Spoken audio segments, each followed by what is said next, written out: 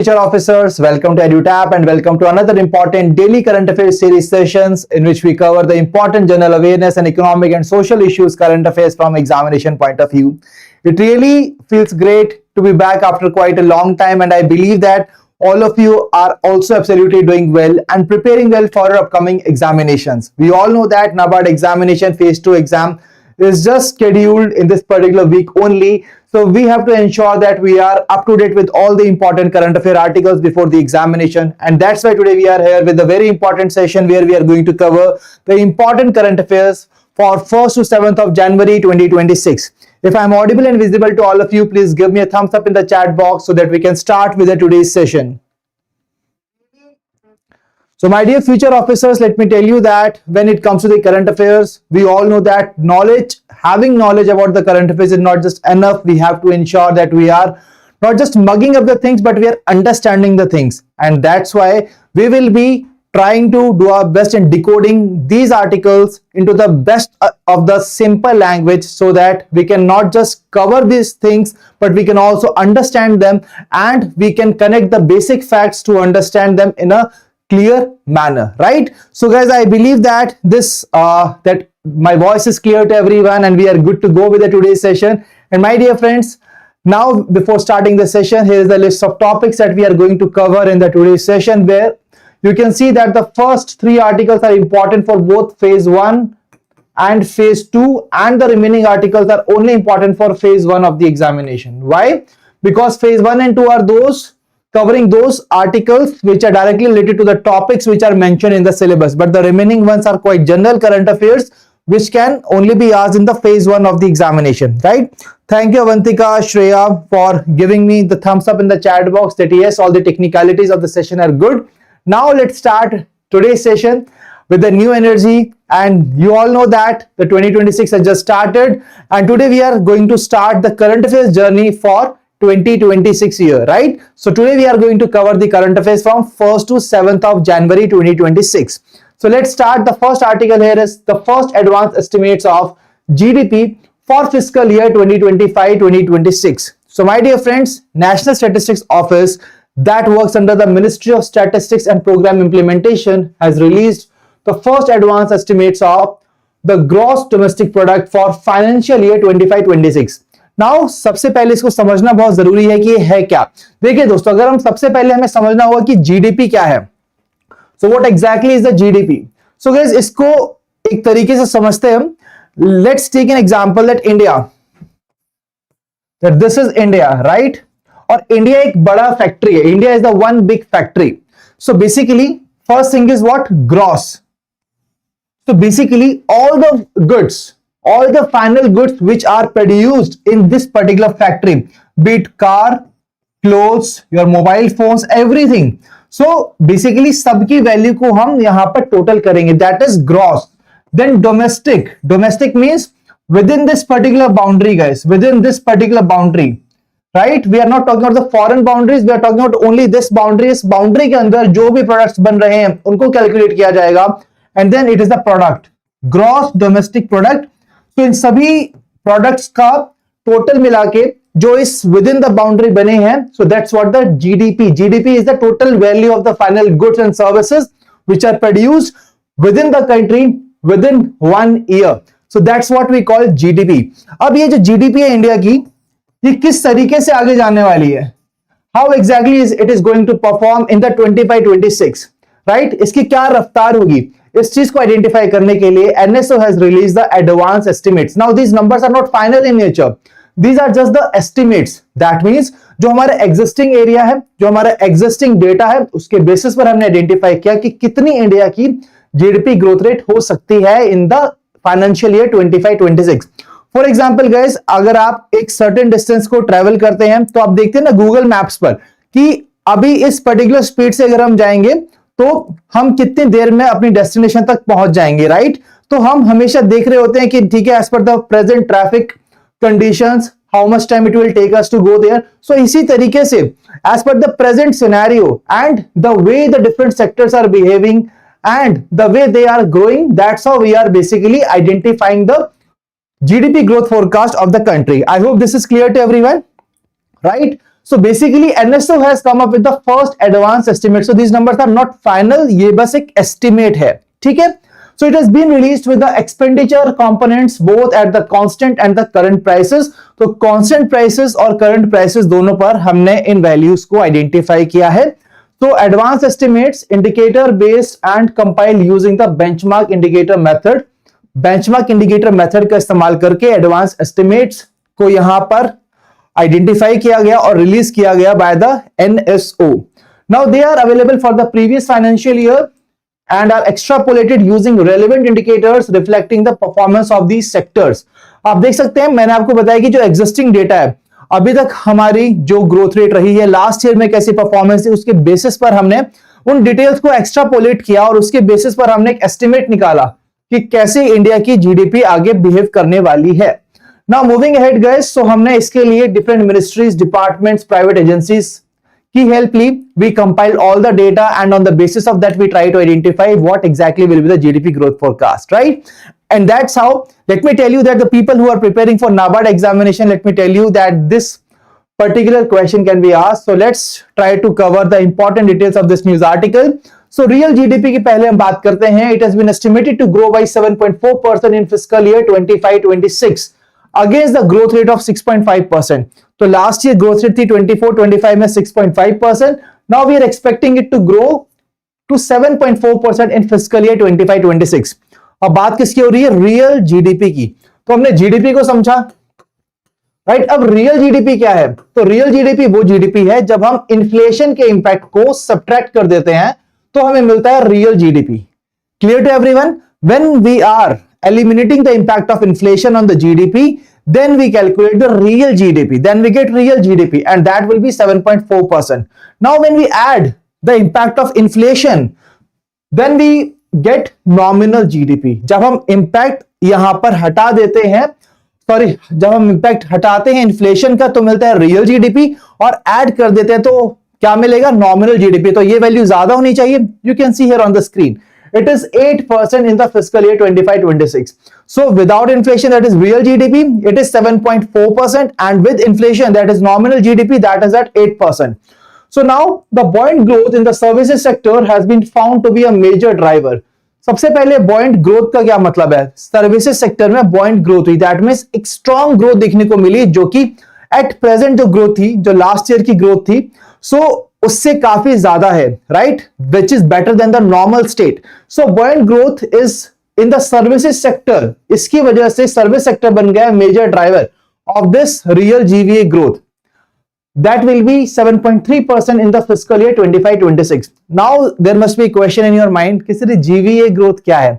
So guys, we are talking about the real GVA. What is GVA? It is gross value addition. That means हमारे economy के अंदर different sectors हैं. Services sector है, agriculture sector है, right? सो industries हैं. सो यहाँ different sectors किस तरीके से बिहेव कर रहे हैं, how they are performing and how they are contributing. So इन सभी का जो वैल्यू एडिशन है उसका टोटल निकाल के we basically get the gross value addition. सबने कितना इनपुट्स लगाया उसके बेसिस पर we got that it will be 7.3% in fiscal year 25-26. I hope that till now everything is clear to everyone. If yes, please give me a thumbs up in the chat box that yes, everything is clear till now. Moving ahead, agriculture and allied sector has been estimated to achieve a growth rate of 3.1%. So why I have added this data here? Because NABARD examination, the phase 2 exam is scheduled, right? That's why you need to cover this data. It is very important for you, NABARD phase 2 aspirants. Agriculture and allied sector has been estimated to achieve growth rate of 3.1%. Apart from that, now the next data is on the gross fixed capital formation. अब ये fixed capital formation क्या है? It basically represents the investment in the machines, land, buildings, roads. So basically इसके अंदर हमारी कितनी investment होगी उसके बेसिस पर the gross fixed capital formation is estimated to have 7.8% growth rate at the constant prices. तो पहले ये 7.1% रखी गई थी, अब इसको बढ़ाकर 7.8% किया गया है. And that's what we need to understand here from exam point of view. Clear to everyone? So if I ask you what will be the real GVA of the India as per the NSO first advanced estimates, that is for the fiscal year 25-26, that will be 7.4%, right? Now moving to the nominal GDP, it will be 8%. Agriculture growth rate कितना होगा? It will be 3.1%. Gross fixed capital formation is estimated to have 7.8% growth rate. So these are the most important details that we need to understand from this article for upcoming examinations. I believe that this is clear to everyone. So thank you Avantika, Shreya, Tripti for giving me the response in the chat box. So I believe that all of you are really enjoying the session, right? So moving ahead, next news article is private partnership project pipeline. So guys, ये एक तरीके का ambitious project है. अब क्या होगा इसके अंदर? देखिए, पब्लिक प्राइवेट पार्टनरशिप पीपीपी की फुल फॉर्म होती है, बट यहां पर क्या लिखा है? Private partnership project pipeline, right? So एक नया इनिशिएटिव है जो कि लिया गया है by the department of economic affairs. तो क्यों लिया गया? देखिए दोस्तों, क्या होता है, हम काफी सारे प्रोजेक्ट्स को प्लान करते हैं. तो अभी क्या किया डीए ने? क्या किया? इन सारे प्रोजेक्ट्स की लिस्ट बना ली. अब प्रोजेक्ट की लिस्ट बन गई तो पता चल गया सबको कि भाई आगे जाकर कौन कौन से प्रोजेक्ट ऐसे हैं जिसमें गवर्नमेंट इन्वेस्ट करने वाली है, गवर्नमेंट यहां पर काम करने वाली है, राइट? कौन कौन से प्रोजेक्ट्स होंगे? फॉर एग्जांपल हम कह सकते हैं कि ये बाजू वाली सड़क से हमारा हाईवे बनेगा, राइट? कहीं पर मॉल्स बनेंगे, कहीं पर हॉस्पिटल्स बनेंगे. तो ऐसे प्रोजेक्ट्स के बारे में यहां पर पहले से उनको लिस्ट डाउन कर लिया गया. नाउ इस लिस्टिंग डाउन से क्या होगा? Basically the developers they will be ready कि हाँ ऐसे प्रोजेक्ट्स आने वाले हैं and we have to be ready, क्योंकि हमें मौका मिल सकता है इनको डेवलप करने का. Then funding, banks can get ready कि ठीक है यहां पर लोन्स की डिमांड आएगी, the economy will require fund to create this kind of projects, तो हमें वो अरेंज करना होगा. तो ये सब चीजें पहले से प्लान तरीके से हो सके, that's why this PPP project pipeline has been launched. Now this has been launched by Department of Economic Affairs under the Ministry of Finance, which has created 3-year public-private partnership project pipeline. आप देख सकते हैं 3 years. तो एक medium term timeline को यहां पर हमने कंसिडर किया है. 3 साल में जो प्रोजेक्ट्स होने वाले हैं उनको लिस्ट डाउन किया जाएगा और उसके बारे में पहले ही प्रायर इंफॉर्मेशन दी जाएगी so that proper planning can be done. It has been launched in pursuance of implementation of the announcement in the Union Budget 2025-2026. अब इस पीपीपी प्रोजेक्ट पाइपलाइन के अंदर कितने प्रोजेक्ट्स होंगे? दोस्तों यहां पर एक और इंपॉर्टेंट चीज, पीपीपी पब्लिक प्राइवेट पार्टनरशिप, ये ऐसे प्रोजेक्ट्स होते हैं जहां पर गवर्नमेंट और प्राइवेट सेक्टर एक दूसरे के साथ कंधे से कंधा मिलाकर प्रोजेक्ट में यहां पर कंट्रीब्यूशन देते हैं. That means public private partnership. Public means government, then this private. तो ये दोनों मिलकर किसी प्रोजेक्ट को पूरा करते हैं. That's is the PPP project. So the pipeline comprises 852 projects across the central infrastructure ministries, states, union territories, जहां पर total project cost over 17 lakh crore. तो टोटल प्रोजेक्ट 17 लाख करोड़ का यहां पर बताया गया इन्होंने कि 3 साल में इतने करोड़ के प्रोजेक्ट्स हम लॉन्च करने वाले हैं. And on the basis of that, we need to understand this particular part. The pipeline provides early visibility of the potential PPP projects to enable investors, developers, and other stakeholders to undertake more informed planning and investment decisions that I already explained to you.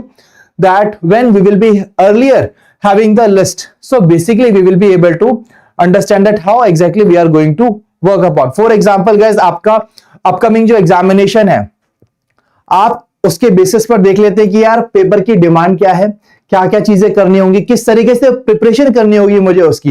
तो इसी तरीके से ये PPP project pipeline भी ऐसे ही launch की गई है. I hope this example will help you to understand it in a more better manner. ठीक है, clear to everyone? So Shikha is asking sir EduTap main current affairs के लाइव क्लासेस कब से स्टार्ट होंगे? So these are the current affair classes that we are conducting Shikha, right, on the YouTube. These are the current affair classes. और अगर हम बात करते हैं आपके बाकी के क्लासेस की, लाइक जो हम कोर्स क्लासेस होती हैं, they are basically generally launched when exam notification comes out. Okay, I hope this is clear to you. Moving ahead, so I hope that this detail is very much clear. Now let's move on to the next news article, that is Sampann.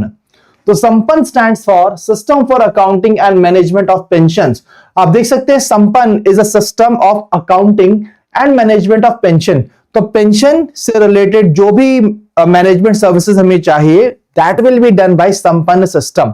It is an integrated online pension management system for Department of Telecommunication pensioners creating single platform for processing, sanctioning and disbursing pension directly to the bank account of pensioners. See guys, जो हमारे पुराने employees हैं, retired employees हैं department of telecom के, सो वो उसके pensioners हुए, like defence pensioners हम किसको बोलते हैं? The people who have got retired from the defence services. Similarly telecom pensioners कौन से होंगे? जो डिपार्टमेंट ऑफ टेलीकॉम के प्रायर रिटायर्ड एम्प्लॉइज हैं. So they are the telecom pensioners. Now basically for them a Sampann system has been launched so that हम क्या कर पाएंगे इससे, लाइक जो भी चीजें हैं दोस्तों, फॉर एग्जांपल प्रोसेसिंग, किसी पर्सन की पेंशन को प्रोसेस करना है या फिर सैंक्शन करना है या डिसबर्स करना है डायरेक्टली उसके बैंक अकाउंट के अंदर, तो that can be done through the Sampann system which stands for system for accounting and management of pensions. ठीक है, it will offer grievance redressal, digital profile management and the transaction record, enhancing transparency and efficiency in the telecom retirees. तो यहां पर एक अच्छी better efficiency के साथ हम चीजों को कर पाएंगे.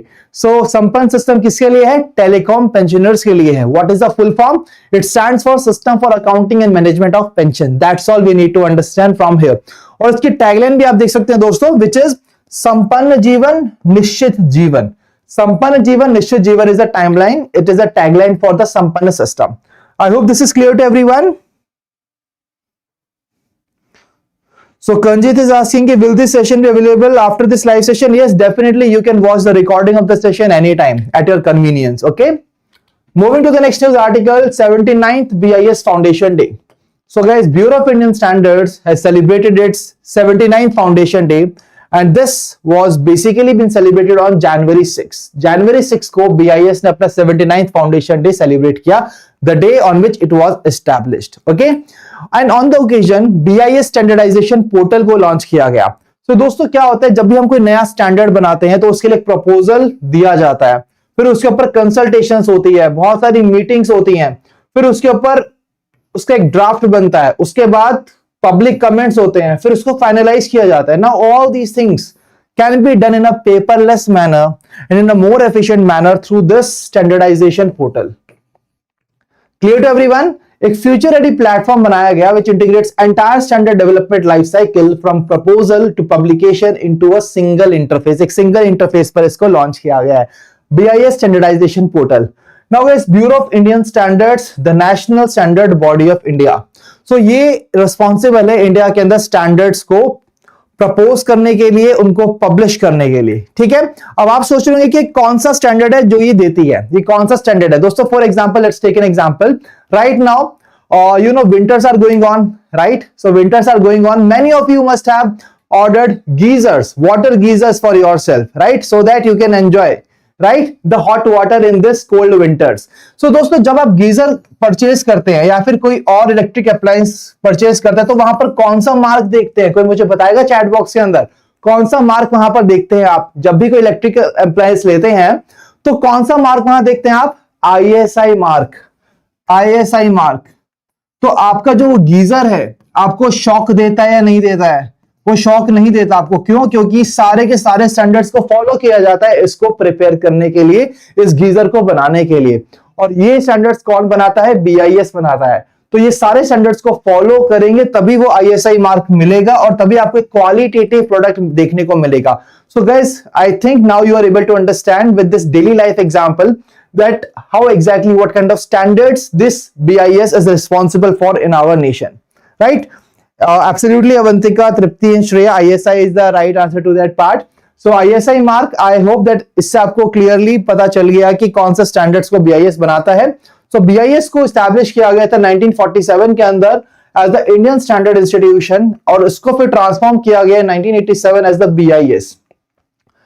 ये BIS से 2016 के अंदर ऑपरेट करता है, जो उसका mandate which strengthen its mandate, enhance consumer participation and aligned it with the global best practices. तो हमें ऐसा नहीं कि सिर्फ इंडियन पॉपुलेशन के लिए चीजों को देखना है, बल्कि हमें ऐसा करना है कि वो वर्ल्ड लेवल पर जो प्रैक्टिसेस यूज की जा रही है हम उनको भी फॉलो करें. ठीक है. सो पेरेंट मिनिस्ट्री है इसकी ministry of consumer affairs, food and public distribution. It is having the mission of one nation one standard. पूरे नेशन के लिए एक स्टैंडर्ड होना चाहिए. ऐसा नहीं कि न्यू दिल्ली के अंदर कुछ स्टैंडर्ड है किसी इलेक्ट्रिकल अप्लायंस का गीजर जो आपको न्यू दिल्ली में मिल रहा है उसका कुछ और स्टैंडर्ड है, जो जम्मू कश्मीर में मिल रहा है उसका एक अलग स्टैंडर्ड है, असम में मिल रहा है उसका एक अलग स्टैंडर्ड है, और नीचे केरला में मिल रहा है उसका एक अलग स्टैंडर्ड है, राइट। सो बेसिकली पूरा नेशन में एक सिंगल स्टैंडर्ड होना चाहिए for one thing. It is the vision to harmonize standards across sectors to ensure uniformity and quality. It is responsible for standardization, product certification, hallmarking and laboratory services. तो इन सभी के लिए ये responsible है. BIS serves as the WTO TBT, that is World Trade Organization technical barrier to trade inquiry point for India. India के लिए inquiry point है आपका BIS. क्लियर है सभी को? So BIS ने कब लॉन्च किया, कब इस्टेब्लिश हुआ? 6 जनवरी को 1947 में as the Indian standard institution, और 1987 में ट्रांसफॉर्म इनटू BIS. और रिसेंटली जो पोर्टल लॉन्च किया गया, it was a standardisation portal which has been launched on the occasion of foundation day, 79th foundation day of BIS. Clear to everyone? Clear to everyone? Okay, so this news article is clear. अब बढ़ते हैं अपने next article की तरफ. So my dear friends, जैसे कि हम हमेशा कोशिश करते हैं, हम खुद को अपडेट करते हैं, राइट, और खुद को बेहतर बनाने की कोशिश करते हैं, मॉडर्न बनाने की कोशिश करते हैं. इसी तरीके से मॉस्पी ने भी ये स्टेप लिया. What is MoSPI? It is a ministry of statistics and programme implementation. इन्होंने अपना नया लोगो लॉन्च किया है और नया मैस्कॉट लॉन्च किया है. तो logo basically focuses on the data for development. आप सभी जानते हैं कि स्टैटिस्टिक्स के लिए सबसे इंपॉर्टेंट क्या चीज है? डेटा इंपॉर्टेंट है, तो डेटा पर फोकस करेगा ministry of statistics and programme implementation. तो उन्होंने इस नए लोगो को लॉन्च किया है, right. So new logo and mascot has been released to modernise its institutional identity, enhance public outreach and reinforce the role of official statistics. तो हमारा जो रोल है ऑफिशियल स्टैटिस्टिक्स का, उसको और ज्यादा बेहतर बनाने के लिए और ज्यादा रीचेबल बनाने के लिए ये नया लोगो और मैस्कॉट को लॉन्च किया गया. देखिए दोस्तों, लोगो के साथ तो हमने एक क्या करते हैं कि मॉडर्नाइजेशन कर दिया, ठीक है, but what about the service? उसके लिए लॉन्च किया गया है मैस्कॉट को, दैट इज सांख्यिकी. तो सांख्यिकी इज द मैस्कॉट फॉर मॉस्पी. ये एक फ्रेंडली और सिटीजन सेंट्रिक कैरेक्टर है जो कि स्टैटिस्टिक्स को और ज्यादा सिंपल, रिलेटेबल बनाएगा. फॉर एग्जांपल, जस्ट एक एग्जांपल गाइस, कि like I am trying my best to make things simple for you, right. So जैसे कि हम यहां पर इस सेशन के अंदर हर एक चीज को सिंपल लैंग्वेज में कन्वर्ट कर रहे हैं, तो इन जो स्टैटिस्टिकल डेटा है जो काफी डिफिकल्ट है समझ पाना, उसको और आसान तरीके से, सिंपल तरीके से बताने का काम करेगा ये सांख्यिकी. ठीक है, it will create it simple, relatable and engaging for people across the country. तो ये तो अपना काम अच्छे से कर रहा है. Whether I am able to do that और not, you have to tell me in the chat box. Okay, the mascot reflects MOSP's core values of accuracy, transparency and data driven governance and presents data in a way that is easy for the general public to understand. तो इस तरीके से data को present किया जाए जिससे कि वो आसान भाषा में एक कॉमन पर्सन के सामने भी बहुत इजीली वो अंडरस्टैंड कर सके कि आखिर क्या ये डेटा हमें बताता है. जैसे हमने अभी जीडीपी के डेटा को कवर किया, जीडीपी क्या है, ये एडवांस एस्टिमेट्स क्या बताते हैं, तो ये सारी चीजें जिस तरीके से आसान तरीके से अभी हमने आपको बताई, वैसे ही ये मेजर स्टैटिस्टिकल डेटा को सांख्यिकी आपको इजी वे में बताएगा. Clear to everyone? ठीक है जी. So what is the mascot of MoSPI? That is Sankhyiki. And what exactly the logo of the MoSPI focuses on? It is data for development. Absolutely right. Now moving to the next part guys. First, Vande Bharat sleeper train. I believe that most of you have traveled in the Vande Bharat, right? So बहुत ही अच्छी train है दोस्तों. अगर हम बात करते हैं, अभी इस साल एक नया तोहफा मिला है न्यू ईयर पे इंडिया को, that is Vande Bharat sleeper train को भी यहां पर स्टार्ट किया जा रहा है. सो द जो सबसे पहली स्लीपर ट्रेन होगी वंदे भारत की, it will operate between Guwahati in Assam and Howrah in West Bengal. तो आप देख सकते हैं दोस्तों, यहां पर है हावड़ा, ठीक है, और यहां से इस रूट से जाते हुए ये ट्रेन जाएगी आपकी सीधा गुवाहाटी असम के अंदर. So this is the route that it will be following. As mentioned, it has directly been taken from the PIB. सो 2026 की शुरुआत हुई है इस मेजर रिफॉर्म से. आगे देख सकते हैं कि आगे वाला साल भी एक अच्छा रिफॉर्म वाला होगा for the Indian railways. So that's all. Moving to the next part. The first major city to be declared slum free. तो गाइस, एक ऐसा सिटी जहां पर स्लम नहीं है, right? So Surat, Gujarat has become first such major city in India which is having the population more than 7 million, that is 70 lakh, 70 lakh से ज्यादा population है इस सिटी के अंदर, और इसको स्लम फ्री डिक्लेयर किया गया है. दोस्तों अगर हम बात करें, चंडीगढ़ एक ऐसा शहर है जिसको बेसिकली इंडिया का पहला स्लम फ्री सिटी कहा जाता था, जिसकी पॉपुलेशन अराउंड 10 लाख है। बट सूरत की बात करते हैं, it is 70 lakhs, 7 times more than that, right? So that's why it is really a major achievement for the Surat city, right? In the past 2 decades we have seen कि जो population which are living in the slums in the Surat, it has reduced from 38% to 5%, and that's how it will be the first slum free city of the country having the population of 70 lakhs. Clear to everyone? So Surat, Gujarat is the right answer. आगे बढ़ते हैं. Smart Green Aquaculture Farm. So all the NABARD aspirants, this is for you. Smart Green Aquaculture Farm and Research Institute and the state of the art recirculatory aquaculture system facility, इसको inaugurate किया गया है तेलंगाना के अंदर. तो रंगारेड्डी एक district है तेलंगाना के अंदर, वहां पर इन सिस्टम्स को दोस्तों साथ में इनॉग्रेट किया गया. अभी क्यों इतना हाईलाइटेड है? क्योंकि इंडिया का पहला कमर्शियल सिस्टम है और largest integrated inland rainbow trout farm है इंडिया का. दोस्तों अगर हम बात करेंगे रेनबो ट्रूथ पर इतना फोकस क्यों किया जा रहा है, लेट मी टेल यू. ये जो आपका RAS है, रिसर्कुलेटरी एक्वाकल्चर सिस्टम, इसके अंदर हम क्या करते हैं दोस्तों, ट्रीटेड वाटर को लिया जाता है. ठीक है, एक ट्रीटेड वाटर को लिया जाता है और उसमें बहुत कम फ्रेश वाटर ऐड किया जाता है, राइट? तो यहां पर कोई वेस्टेज नहीं हो रही है फ्रेश वाटर की, और यहां पर हम फिश फार्मिंग करते हैं. अब कौन सी फिश को यहां पर इंक्लूड किया गया है? एक ऐसी फिश जो कि बड़ी एक्सपेंसिव फिश है और उसे कोल्ड और क्लीन वाटर कंडीशंस चाहिए, राइट? जिसका नाम है दोस्तों, which is been mentioned here, rainbow truth.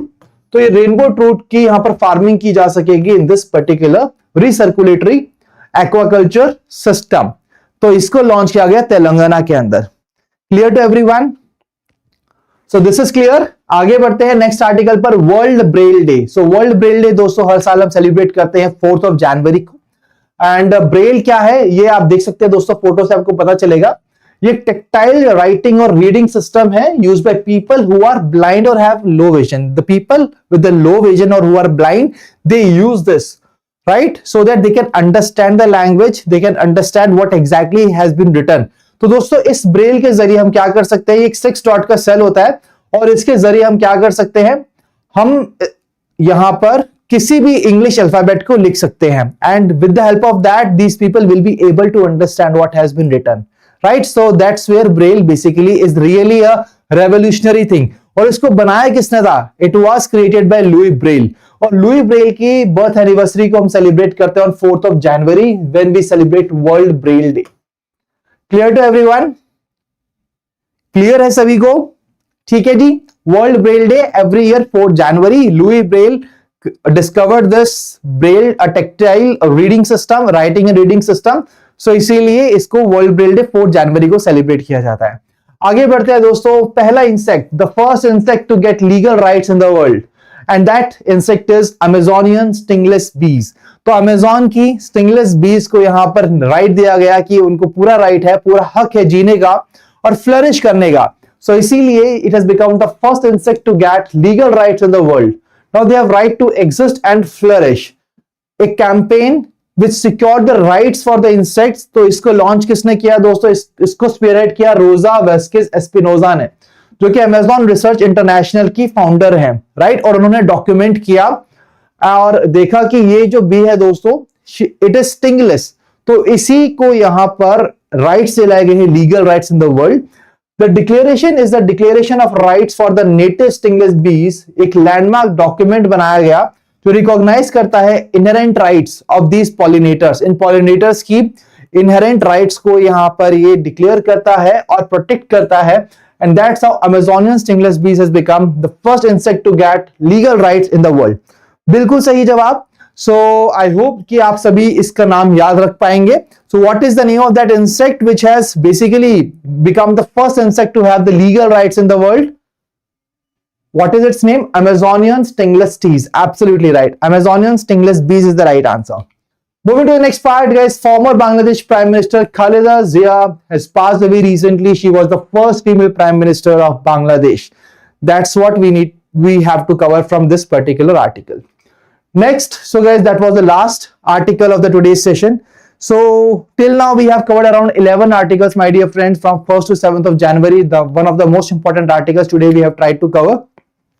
I hope that everything is clear to everyone. Thank you Tripti and Shreya for giving me the answer about these questions that I asked. But now we will start with the real practice. See guys, you all know अभी हाल ही में काफी सारे exams हुए. आप सभी ने देखा कि यार चीजों को सिर्फ पढ़ना जरूरी नहीं है, चीजों को सिर्फ याद करना जरूरी नहीं है, उनके ऊपर क्वेश्चंस को सॉल्व करना बहुत जरूरी है. क्योंकि अगर क्वेश्चन एग्जाम में सॉल्व नहीं हो पाते तो क्या होगा, सिलेक्शन नहीं होगा, राइट. सो सिलेक्शन के लिए दोस्तों हमें प्रैक्टिस करना बहुत जरूरी है, और इसीलिए हम लेकर आए आपके लिए एक छोटा सा एक एमसीक्यू राउंड, जिससे आप आइडेंटिफाई कर सकते हैं कि कौन कौन से डेटा को आप याद कर पाए हैं, किसको याद नहीं कर पाए हैं. तो हमने बहुत आसानी से चीजों को कवर कर लिया है दोस्तों, राइट. तो आगे बढ़ते हैं पहले क्वेश्चन की तरफ. So first question here on the screen, on the first advance estimates of GDP for fiscal year 25-26. Consider the following statements. So यहां पर 3 स्टेटमेंट्स आपको दिए गए हैं, and here you need to identify which of the following statements are correct. So I always tell you need to follow a 3 step formula. तो क्या 3 step formula है ऐसे क्वेश्चन को सॉल्व करने का? सबसे पहले see what is the central topic of the question. Second thing is what is the demand of question. Third thing is identify the keywords, right. So central topic क्या है? First advanced estimates of the GDP for fiscal year 25-26. Demand क्या है question की? Correct statements को identify करना है. Third statement आपका दोस्तों हमें एनालाइज करना है कीवर्ड्स को. तो real GDP 7.4% in fiscal year 25-26. These are the keywords here, right. Higher than the growth rate recorded in fiscal year 24-25. क्या ये हायर है या लो है? बिल्कुल सही, ये हायर है दोस्तों, और आप सभी को मुझे आंसर देना है. See answering the question is mandatory for all of you. I just don't want that everybody of you is just sitting relax कि हाँ हम तो बस सेशन को देखेंगे और फिर उसके बाद यूट्यूब सेशन को बंद कर देंगे. ऐसे नहीं करना दोस्तों. जितना ज्यादा पार्टिसिपेट करेंगे, कोशिश कीजिए क्वेश्चंस को आंसर करने की. ज्यादा से ज्यादा क्या होगा, गलत हो जाएगा, बट लर्निंग तो होगी कि हाँ गलत हुआ, ये चीज याद नहीं रही पेपर में, इसी चीज का ध्यान रखना है हमें, ठीक है. So second statement, services sector emerged as the major driver of growth with real GVA estimated to expand at 7.3% in fiscal year 25-26. So real GVA was 7.3%, absolutely right. Third statement, gross fixed capital formation is estimated to grow at a lower rate in the fiscal year 25-26 compared to the previous financial year. दोस्तों अगर हम बात करें, according to the part that we have covered in the today's session, we have already seen कि जो gross fix capital formation है ना, ये आपकी पिछले साल से भी ज्यादा अच्छे तरीके से ग्रो करने वाली है, ना कि उससे कम. तो थर्ड स्टेटमेंट आपकी हुई incorrect. First and second statement are correct. Right answer is option B, that is 1 and 2 only.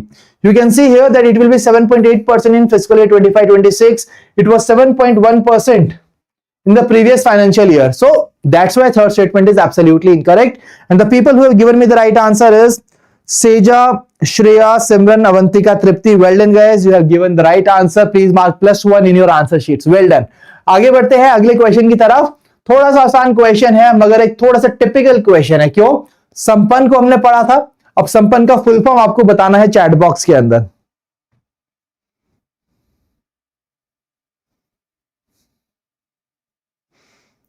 So Shaika is saying that I cleared prelims thanks to you, sir, and I have doubt too. Okay, first of all, thank you. Check that yes, you have answered and you have cleared the phase 1 exam successfully. That's really great. Now moving to the question, I have a doubt too. Will there be any GA question asked in the specialist post? तो कौन से exam का specialist post की बात कर रहे हैं आप शेखा? Please tell me in the chat box so that I can resolve your query successfully. Right, in the mean time coming back to this question, Sampann का फुल फॉर्म आपको बता रहा था. What is the full form? It is system for accounting and management of pensions. और ये कौन से employees के लिए था? ये कौन से पेंशनर्स के लिए था? टेलीकॉम पेंशनर्स के लिए था. बिल्कुल सही. Everybody has given the right answer to this question number 2. Moving to the next part. Another question, a statement based question. You need to identify which of the following statements are correct. पहला statement दोस्तों फिर से वही formula use करेंगे, 3 step formula. पहला statement, नया mascot, it is named Sankhyiki. Is it right or wrong? This is absolutely right. Second statement, mascot designed to make official statistics simple, relatable and engaging. Is it right or wrong? Is it right or wrong? This is absolutely right. Third statement, logo of the MoSPI focuses on data for development, is it right or wrong? तो basically उसका जो लोगो है वहां पर ये directly line mention है data for development, so that is absolutely right. So right answer is option D, that is 1, 2 and 3. Absolutely right. Everybody has given the right answer. Option D is the right answer. Next question, the first ever Vande Bharat sleeper train announced to operate between which stations? कौन से दो station से बीच में चलेगी ये? So we have covered this article in a detailed manner. जल्दी जल्दी बताएंगे चैट बॉक्स के अंदर क्या इस क्वेश्चन का सही आंसर. काफी हलवा क्वेश्चन है दोस्तों. So here it is Guwahati and Howrah. That is the right answer. Next question. Dash became the first major city in India with a population exceeding 70 lakh to be declared slum-free, while Dash was recognized as India's first slum-free city with a population of around 10 lakhs. So what are the name of these two cities? City 1 is Surat, city 2 is Chandigarh. So option C is the right answer. Next question, World Braille Day. Guys, World Braille Day किस date को observe किया जाता है? और the system is named after its inventor. What was the name of inventor? What is the name of the inventor? So the date is 4th January and the inventor is Louis Braille. So here guys, option B is the right answer. Absolutely right. I believe कि आप सभी understand कर पाए हैं current affairs को, समझ पाए हैं कि किस तरीके से करंट अफेयर्स को पढ़ना है, समझना है, कैसे याद करना है और कैसे क्वेश्चंस को आंसर करना है एग्जाम के अंदर. आगे बढ़ते हैं अगले क्वेश्चन पे. Which insect species has become the first in the world to receive legal rights? What is its name? It's Amazonian stingless bee. So option D is the right answer. बिल्कुल सही. So जिसने option D को सही mark किया है guys, please mark +1 in your answer sheets. Now let me tell you that we are not just ending here. आपने काफी सारे क्वेश्चंस को सॉल्व किया. Now I want all of you to make sure that अब आप इस session पर दोबारा से जाएंगे, खत्म होने के बाद उसको फिर से देखेंगे 1.5x पर, फिर आप आएंगे इस क्वेश्चन पर और फिर देंगे इस क्वेश्चन का सही answer. Here is the question is on the public private partnership project pipeline और आपको आइडेंटिफाई करना है कौन से स्टेटमेंट्स करेक्ट है. ठीक है जी. So this is the homework for everybody and everybody of you is required to ensure that you are giving with the answers in the chat box. Attempt करना बहुत जरूरी है, चाहे गलत आंसर दे, डोंट वरी, बट अटेम्प्ट करना बहुत जरूरी है आप सभी के लिए. ठीक है. Then only this session will be more productive for all of you. Clear है दोस्तों? सो अगर आपने परफॉर्म किया अच्छे से, करेक्ट आंसर आपने दिया, तो you will be the star performer. अभी ये शीट एकदम खाली है एंड आई वांट कि आपका नाम यहां पर आए. आई जस्ट डोंट वांट कि सिर्फ यहां पर आपका नाम आए, बल्कि आपका नाम मेरिट लिस्ट के अंदर आए. राइट? मगर उसके लिए दोस्तों हमें एक हैबिट बनानी पड़ेगी और वो, and this platform is really the right platform to inculcate that habit. So please ensure you are giving with the answers in the chat box so that you can find your name not just here but in the upcoming merit list. In the future you can see your name in the merit list of the exam. Okay, so that was all from the today's session my dear friends. I hope कि आज का session आपके लिए useful and fruitful रहा और ऐसे ही और sessions को देखने के लिए you can subscribe to our telegram channel and you can also press the bell icon so that जब भी ऐसा कोई नया वीडियो आए तो आप उसको अच्छे से देख पाए without missing it. Right, so that's all. और इस सेशन का पीडीएफ दोस्तों आपको मिलेगा टेलीग्राम चैनल के ऊपर, जिसका लिंक नीचे डिस्क्रिप्शन के अंदर डाल दिया जाएगा with in 24 hours. So don't worry, 24 hours में आपको सेशन का पीडीएफ मिल जाएगा. बट तब तक please ensure you are revising the session in a detailed manner. ठीक है जी. So guys, I hope that today's session was really fine with all of you, or you can definitely let me know if there are any shortcomings. We can cover that in the upcoming sessions to make it more productive for everyone. Now if you are having any queries, please feel free to ask. I am waiting for all of you to share your queries and only after that we will be concluding this particular session. And guys, apart from that, अगर आपको कोई query अभी है या अभी नहीं है, query बाद में आती है query, don't worry, आप हमें क्वेरी शेयर कर सकते हैं at hello@edutap.co.in. आप हमें कॉल कर सकते हैं at 8146207241. Okay, so I can see here that Shreya Singh, your teaching style is excellent, sir. Thank you so much. Thank you so much, Shreya, for your kind words. So yes, Shreya, we are trying to cover all the most important articles in this session and definitely they are going to be very, very helpful for your upcoming RBI Grade B 2026 exam. Thank you, Avantika.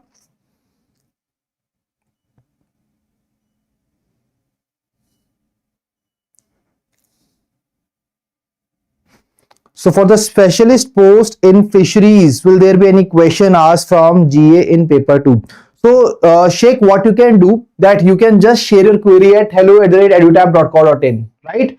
I will see as you are dedicatedly preparing for your examination, so I just want that कि मैं अच्छे से confirm करके आपको इसका answer बताऊं, ठीक है? तो आप नीचे हमें email कर दीजिए अपनी query को. I will more delve into it. I will see the PYQs of the same, and then I will see that whether the questions are being asked or not. Okay, so don't worry, we will be trying to identify the right answer to your query. Don't worry about it.